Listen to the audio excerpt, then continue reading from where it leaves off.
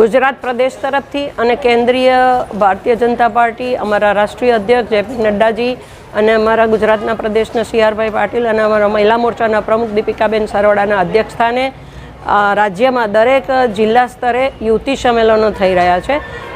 એ યુવતી સંમેલનો આજે છોટાઉદેપુર જિલ્લામાં એમાં 18 થી 35 વર્ષની પ્રથમ મતદાર બહેનોની સાથે સંકલન કરી સરકારી યોજનાઓનો લાભ, સરકારે આગળ શું કામ કર્યા એની સાચી માહિતી, એમને આગળ ભણવું છે તો કઈ દિશામાં આગળ જવું, એમને કઈ રીતે પોતાનો વિકાસ કરવો, આરોગ્યનો વિકાસ કરવો, પોતાનો વિકાસ કરવો, એની સલામતી, સુરક્ષા, મહિલા સુરક્ષા, બધી માહિતી અમારા સાથે સાંસદ શ્રી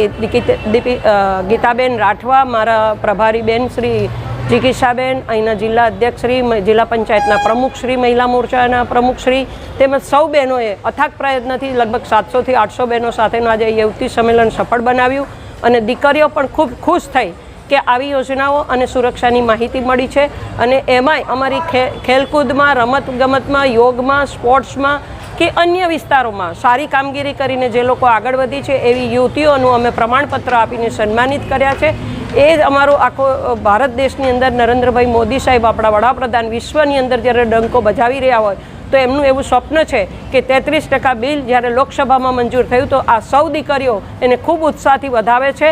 અને એમની સાથે આગળ વધી પ્રથમ મતદાર તરીકે પાર્ટી સાથે જોઈન કરીને હિન્દુ સંસ્કૃતિ અને સૌની સાથે અને સૌનો વિકાસ સાથે જોડાશે। એ જ અભ્યર્થના સાથે વંદે માતરમ, ભારત માતા કી જય।